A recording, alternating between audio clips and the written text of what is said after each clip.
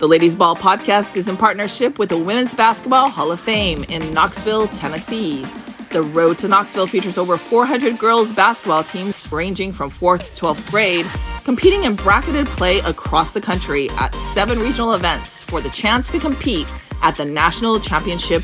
We will be dissecting women's basketball by talking to players, coaches, advocates, and promoters in the game, and the who's who in hoops. Get the 411 as we take you with us on the road to Knoxville.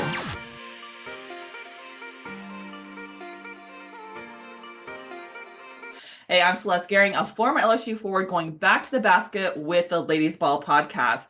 The Ladies Ball podcast is in partnership with the Women's Basketball Hall of Fame. It's the nation's biggest event, and we're just gearing up. It's starting all in March. The Road to Knoxville features over 400 girls basketball teams ranging from 4th to 12th grade, playing in 8 regional events to a national championship. On my pod, I dive into the women's basketball, like everything. I dive into women's basketball, right? I dive into the players, coaches, advocates, and promoters in the game, and a who's who in women's sports.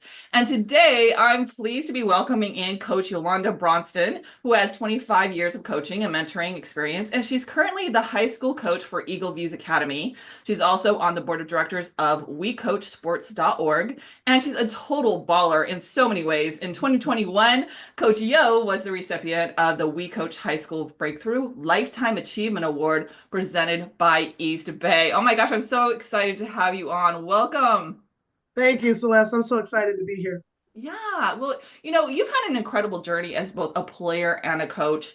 What motivated you to transition from being an athlete to a coach, and how did your playing experience shape your coaching philosophy? Well, I like to say that sometimes your greatest achievements come from failures, right? So I played basketball at Central Connecticut State way back when, and when I was done, I wasn't ready for the ball to stop bouncing. So when my career was over, I realized that I didn't give to the game what the game gave to me. My biggest regret in life actually is my college basketball career. Uh, I didn't excel to the level that I wanted to succeed. So when my career was over, I decided that I'm not done with basketball. I'm not. And how can I still stay connected to the game? And how can I give back to the game that changed my life? So I started coaching. I found ways to get back into coaching. I had an amazing high school coach.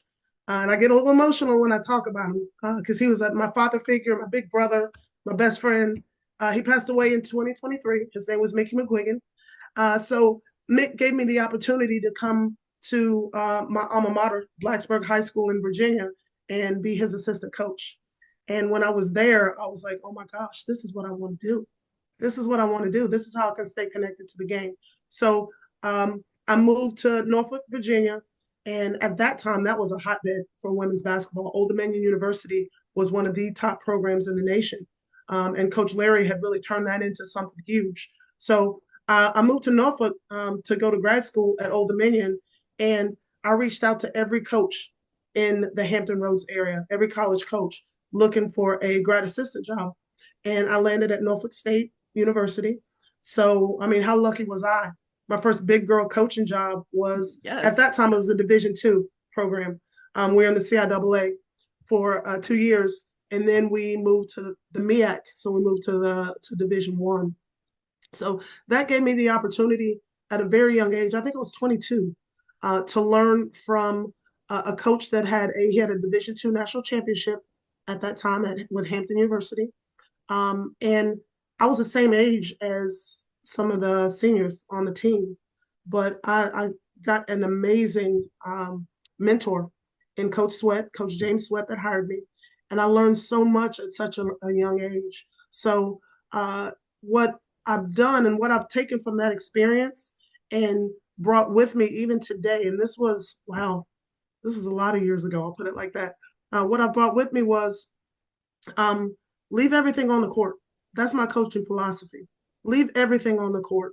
That's my life philosophy as well. Just leave it all on the table, right? If you're going to go for it, go for it, And the kids say, do it with your chest, say it with your chest, right? So I try to teach the players that I have right now, whatever you're doing, do it to the best of your ability. No regrets. Leave it all on the court. I love that. And let's dive into, you said so much in there. Let's dive into your college career. Why Mhm. wasn't it the career that you wanted it to be? It was on me, right? So, I mean, I was blessed to get a full Division I scholarship, and I was one of the worst shooters you've ever seen. So imagine, imagine getting a D1 scholarship and you couldn't shoot the ball. But I mean, obviously, these coaches saw something in me, um, but I didn't put in the work. I had a lot of natural ability. You know, I could play. I grew up playing on the courts with all the boys, growing, in my neighborhood, and I could play, but I got there and that was it. Okay, I accomplished that goal, but I didn't put in the work to be the best college point guard that I wanted to be. So when, like I said, I wasn't ready for the ball to stop bouncing. When the ball stopped bouncing, I realized, wow, I just wasted that opportunity. Mhm. So basketball has been so great to me. As I mentioned, this game that changed my life, that saved my life, I disrespected it. So it was time for me to give back to the game everything that it had given to me. Yeah, and I love that you're opening up about that because there are so many young players out there, and we've seen it throughout the years. Even when I was in college, there were superstars that really had that talent, right? And they could have developed it even more. But like, so I really appreciate you sharing that with our audience because I think a lot of young people can relate to that and just really knowing and understanding, it's more than on the court, it's past the court, it's life in general. Like you gotta get out there and give it your all. And I love that because when you are a basketball player, you understand that, right? You as an athlete, you understand what that means. And even today when I work in the media and I'm working for a tech company now that's involved with sports, COSM, and that same philosophy is still with me today, right? And I just feel like, okay, I need to do this. I need to get in there. I need to get it done. So it's just such a valuable life lesson you're teaching all of your young kids. Now, when we talk about your particular coaching career and everything that you've gone through, what are some of your greatest stories you have of helping your players? Sometimes where, maybe they're stuck a little bit in life and they've come through that transition. Can you share some of those stories with us?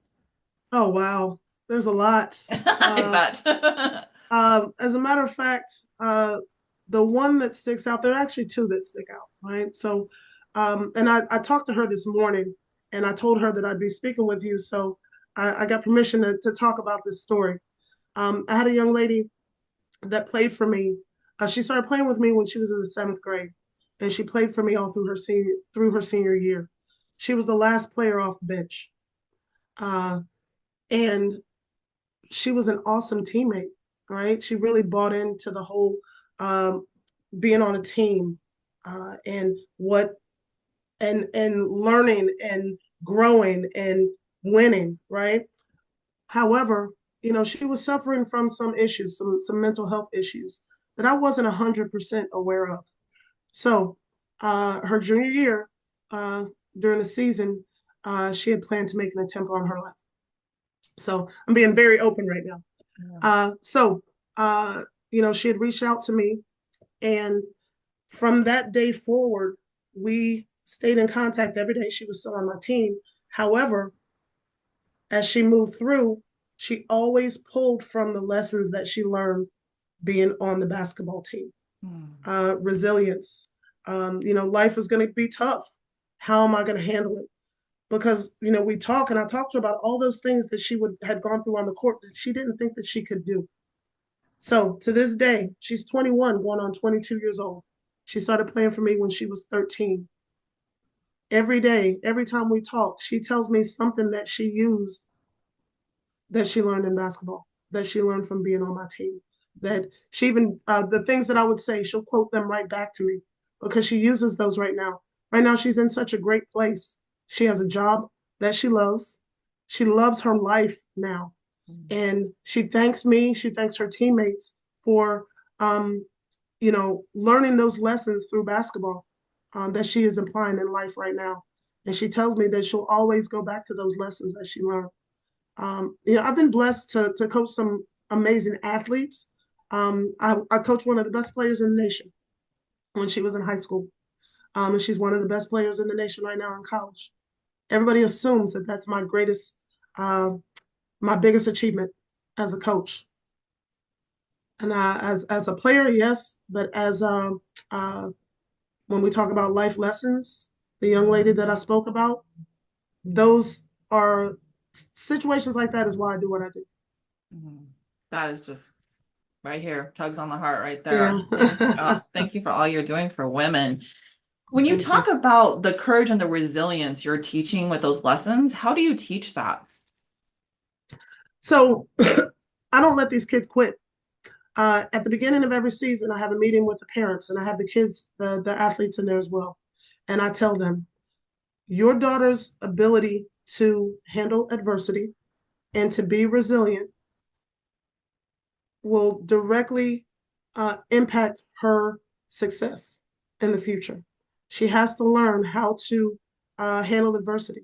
There are going to be days when she comes home or she gets in the car after practice and she's going to say, I hate Coach Yo. I want to quit, right? She's going to want to quit because I won't let her quit on the court. I don't want them to learn how to be quitters. So, um, when we go through drills, I try to focus on the small wins. I have a young lady that could not do the mic and drill to save her life when she started. And last week we're in practice, and I see her down there helping another player get the drill down. So, had I let her quit when she had tears in her eyes and wanted to throw the basketball down? No, you're not going to quit. Pick it back up and get it done. So, just not letting them quit and showing them that it's okay to fail, right? Fail. It's okay to fail. What you don't want to do is continue to fail or be comfortable being a failure, right? So, um, I try to build that resilience in them by just not letting them quit and letting them know it's okay to fail, but how are we going to bounce back, right? And Right. again, we go back to life lessons. We talked about life lessons. That's a life lesson. Some of these kids, either they don't aspire to play at the next level or they don't have the skill set to play at the next level. So, as a high school coach, when they're playing for me, what are they going to get out of this experience? Right? They have to learn something that they're going to take into their next step, whether that next step is being a college athlete, whether it's being a college student, whether it's going into a job, whether it's starting their own business, right?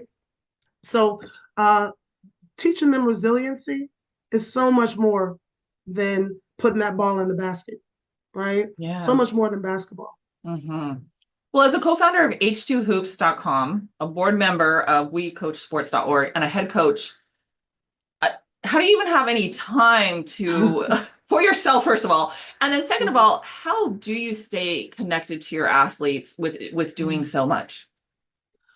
I try to bring my athletes into what I'm doing. So H2 hoops.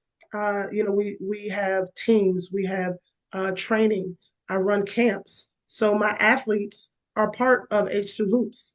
They help me run the camps. So I teach them how to run camps. I teach them how to train younger athletes because sometimes you learn by doing. I always became a better player once I started to coach at a young age. Mm-hmm. Um, so I bring them into H2 Hoops so they feel a part of the organization. Uh, when it comes to WeCOACH, everything that I learned with this amazing organization, I bring right back and I apply it to my coaching style, my coaching philosophy, my day-to-day practices. So everything is everything works together. Um, but the kids, they love H2 hoops. They love being a part of it. They've learned so much. They look forward to our H2 hoops events. And again, everything that I learned with WeCoach, the connections that I make, I take that back and I teach what I learned to my players. I love that. And support is so important. And obviously, you give so much support to your athletes and everything you do. But also recognition is so important. And I harp on this all the time because we need to recognize young women, what they're doing, how they're doing things, right? And give them accolades. And you won a Lifetime Achievement Award. You won numerous awards actually. What does it mean to you to receive that recognition? It means everything. It means everything. As women, sometimes I feel like we're taught to be a little too humble, hmm right? There's a time for humility, but there's also a time, to throw those shoulders back and stick that chest out and be like, oh, yeah, I did that. I did that. That was me, you know. So, and I used to be one of those. I used to be one of those, well, it's not really a big deal. But then I see these young ladies looking, right? They're watching. And when I see them do something and they want to act like it's not a big deal, I'm like, no, it is a huge deal, right? And you should celebrate. You should be proud of what you do. There's nothing wrong with saying, hey, yeah, I did that. So the recognition that I get, of course, I don't do this for recognition. I do it to help build strong, confident young women. But the recognition, it does mean a lot. And it means a lot for me to share it with my athletes so that they know that they can achieve the same thing and even greater things. So it means a lot. Yeah. Well, I want to just get more into the coaching on a deeper level. What's one of the toughest challenges you've faced as a coach? Wow. So uh, I had this season, I had some transfer as a senior just to play for me for their last year, which I mean in itself meant a lot to me Yeah. because the respect, the trust. So they transferred to me as seniors. So I had one particular senior that transferred, and I mean this girl could play, high IQ, and I still think she's going to be a great coach one day. Um, things we had some challenges, some issues, and I had to make the very hard decision to release her from my team. Mm. It was very hard because I'm so passionate about mentoring, and I love these kids. So it was a challenge, a lot of tears, but uh, I won't sacrifice my integrity for wins, and I have to stand on what I say that I am and what I'm about. So it was a tough challenge. However, I think in the long run, it made my team better, definitely. I still have a great relationship with the young lady. I still have a great relationship with her family. But uh, when you talk about overcoming it, I wouldn't necessarily say I overcome it because I still feel it here, you know. But I think in the long run, the lessons that she learns as an individual, the lessons that we learn as a team, is what's going to really teach us how to move forward and the things that we need to do to be successful. Wow. Well, you mentioned IQ in that answer, and so I want to dive into a little bit about that because you've talked about improving players' hoops IQ. Mhm. How do you do that? Because I look at players and I say, okay, she's got a great IQ. She sees the ball, the court really well. She can do that, and I feel like you either have that or you don't. Do you agree Right. with that? I mean, once you have that, then you're working on developing it. How do you develop it? Well, when I was coming up, we developed that IQ by playing outside in the park. The athletes nowadays, I don't see a lot of people playing in the park anymore, right? There's training and there's playing, right? When you go out and play, you're learning the game, right? Um, so I encourage my athletes to watch basketball. Women's basketball, in particular, right now, is at a level that my younger self could never have imagined. Right. So these young ladies are blessed with the examples that they have. So I encourage them to watch basketball. Um, we watch a lot of film, and I'm huge in the why, right? So when we're watching film or when I'm training and teaching, I'm trying to teach them why you cut this way, why what this is what the defense is going to do, like so really teaching them the game. But I encourage them to watch basketball. Just watch the game and go out and play, right? You don't necessarily have to have a one-on-one trainer all the time. Go out and play. Go play pickup and learn. So, developing that IQ is really important. But I think these young ladies right now, they have such amazing examples when they watch the LSUs or the South Carolinas, right? Of building that IQ. Super I important. Yeah, I never thought about it that way because we always used to play in the rec center and play pickup, Yeah. right? And I never thought about it, but the games always felt faster just because you weren't running a specific play and had to, set that screen and roll and do all these things that you knew were part of the play. So that's a really good way to break that down.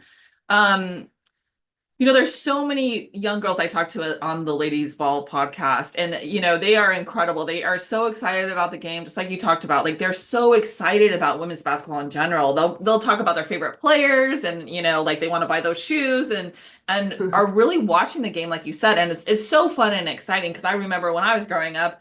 Obviously, there wasn't women's basketball on television, right? So I was watching the Larry Birds of the world and the Michael Yeah. Jordans, and just saying, "Wow, how do they do that?" And so I love that you brought up that point.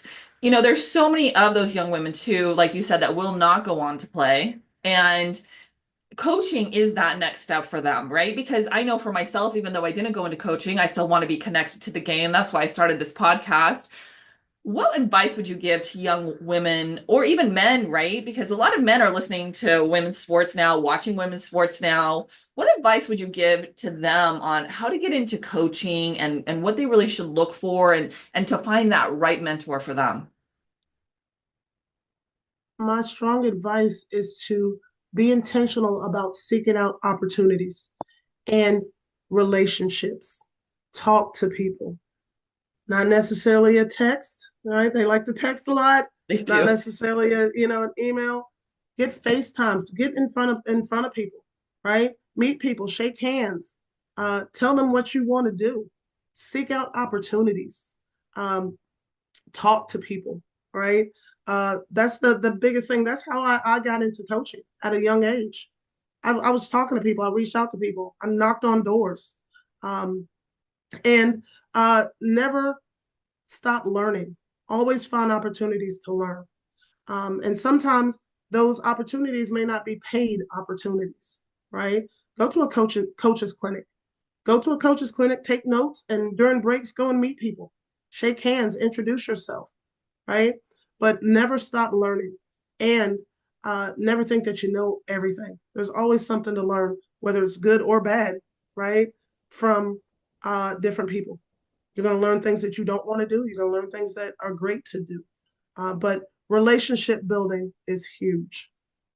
And I love, love, love that you get that and understand that because I think a lot of coaches talk about winning and the performance on the court. And let's be honest, other than being a vocal leader and saying go here, go there, or getting excited and pumped up about the game, a lot of these younger people are texting and they're not using their voice. And I teach about the power of voice because when you think about voice, right, like it is a vibration from us. It starts in our stomach, it ends up coming through our chest and our lungs, out our voice box. And now we're sending out and transmitting literally our vibration to the world. And we're kind of seeing, kind of to your point, like who's vibing back with us. And that's the match for the mentorship, right? That's the match for the great coach that we like. And so I've been trying to get young women too to speak out more, use the power of your voice. Don't just, and texting's fine or taking and posting a picture on social and it's fine, but like use social to really talk to the camera. We were at COSM this last Sunday. We were podcasting from there and it was USC versus Iowa. And of course, like I love Juju, Watkins, and she has all these videos, of course, on social where she's taking people through the USC facility and showing them everything. And just the power of her voice, not so much like, oh, okay, she's saying something so meaningful, that piece, but just she's a real deal. You feel connected to her because she's so authentically Juju. You know what I mean? And I Mm. just love that you're teaching young women how to do that. How can we do that more? Well, we have to lead by example. Mhm. Um, my players, they laugh at me. They're like, Coach, you talk to everybody. Everywhere we go. You talk to her. There she goes. And I'm like, ladies, you know why I do that? Right. And Mhm. I tell them about my future goals. I tell them about, you know, promoting our team. So really leading by example. And I try to create opportunities for these young women to be able to use their voice. Um, I might bring them along with me to something. Or when we have media day, I will coach them up on, what our messaging is. Make sure you look people in the eye. Make sure you literally use your voice, raise your voice. We don't whisper, right? Mhm. We're not mousy. That's what I always say, right? We don't go in, we're not mousy. You want to Right. speak with confidence. People will remember you. Right. Mm-hmm. So again, I try to create opportunities. I try to seek out opportunities for my athletes. Um, even when they get on the phone with college coaches, it's important. Use your voice. Ask questions. It's okay. A lot of times, as young women, uh, my former players used to call it getting on my soapbox because I'll stop practice and I will say, "Hold on, life lesson. This is a life lesson, right?" So a couple days ago, I have a player that always says, "I'm sorry. I'm sorry. I'm sorry. I'm sorry. I'm sorry, Coach Hill. What are you sorry about? There's nothing to apologize." So, stop practice to say, as women, we tend to do that. There's nothing to be sorry about, right? Mm-hmm. Um, ask the question. If you make a mistake, no problem, let's fix it. But I'm teaching them how to use their voice and be confident. It comes down to confidence. That's what it Yeah. is. Yeah. So, once they become more confident, they use their voice. And I love it. Love it. I love that because, when you think about it, taking up space on the basketball court is important, right? Whether you're taking that shot or defensively raising the arms, creating like commotion for that, like that shooter. But to your point, taking up space off the court really is about the power of voice and being seen and how you carry yourself and what you do. So these reps that you're giving these young players are vital. I love that you're doing that. What else are you doing to help improve their confidence? Giving them a safe space to make mistakes and teaching them that growth is outside of that comfort zone. So they hear me all the time in practice. If anybody's walking through the gym, get uncomfortable, make yourself uncomfortable, go faster, make yourself uncomfortable. But giving them that safe space to make mistakes, it's okay. There are people, I tell them all the time, there are people that make millions of dollars that play basketball that may not make a shot the entire game, that turn the ball over, right? That get beat on defense, that miss a defensive rotation. It's okay to make a mistake. What's not okay is to continue to make the same mistake over and over again and not learn it and make the correction. So again, giving them that safe space and not saying, "Oh, you made one mistake, you're out of the game," right? It's okay. Get it back on defense, right? Mhm. So I'm just teaching them it's okay. You're not going to be perfect. We don't strive for perfection. We strive for excellence. So don't think you're going to be perfect, Mhm. and it's okay. I love that. And I love the support piece because you're right. You have to create that safe space. How do you help the girls be supportive of each other as teammates? How do you help them support one another?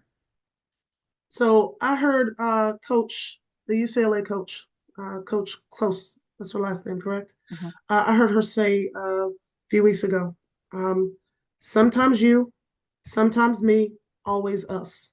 So I made that the philosophy for my team. Sometimes you, sometimes me, always us. So sometimes your teammate's gonna have a huge game. Sometimes you're gonna have a huge game. Sometimes you're gonna need to be the one to pick somebody up, literally and figuratively, right?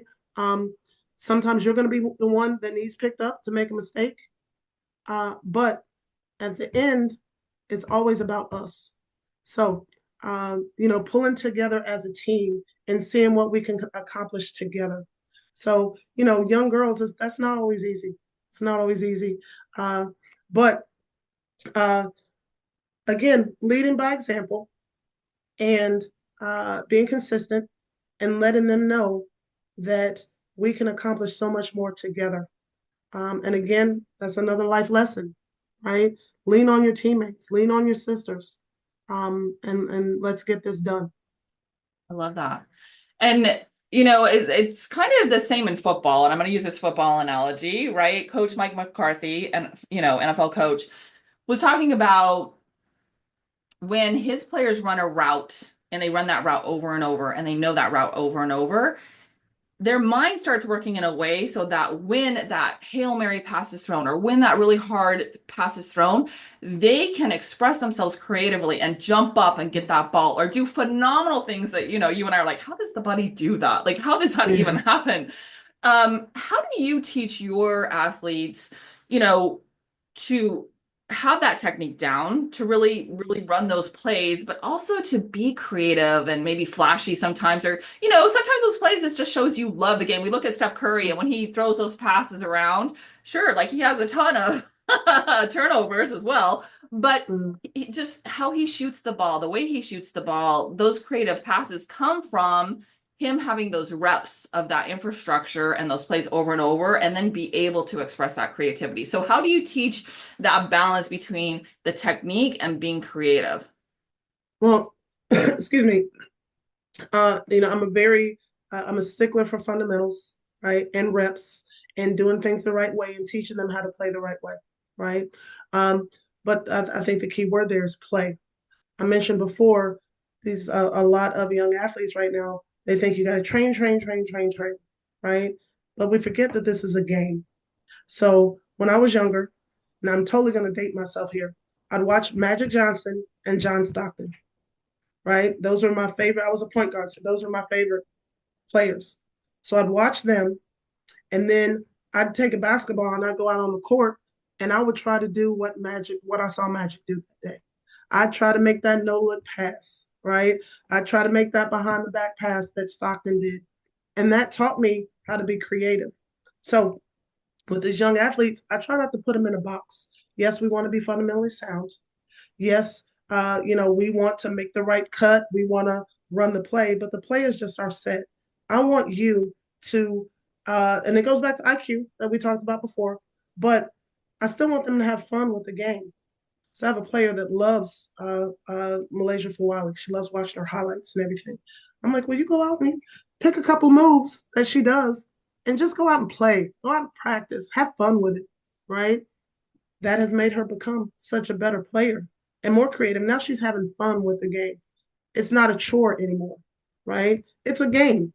At the end of the day, it's a game. So don't neglect the fundamentals, but let's have fun with it.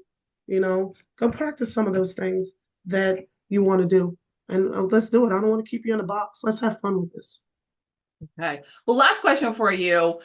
What is the best piece of advice you've ever gotten for either basketball or life that you live your life by? Ooh. Don't ever dim your light to make somebody else's light brighter, right? Mm-hmm. Don't ever forget who you are and whose you are. I tell my kids that a lot, when they leave the house. Don't forget who you are and don't forget whose you are, right? And don't dim your light. It's okay to shine. It's okay. And don't try to put out somebody else's light to make yours brighter. Mm. Oh, I love that. I haven't heard that last part, but I love that.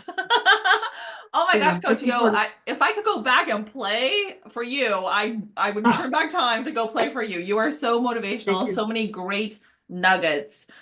These young women that are coached by you are so lucky. All of our audience is so lucky today to hear your message. So thank you so much for being on. Celeste, thank you so much for having me. This has been great. Yeah, great. All right. Well, all of you out there at Call to the Ball Pod, keep following us for nuggets, wisdom, and more. We're bringing you great guests like Coach Yo that are teaching you about the game and about life. So can't wait to see you on our next episode. Make sure to follow the Ladies Ball podcast at Call to the Ball Pod for the latest on the road to Knoxville. Tell all your friends and support women's hoops as we grow. We are stronger together. All roads lead to Knoxville.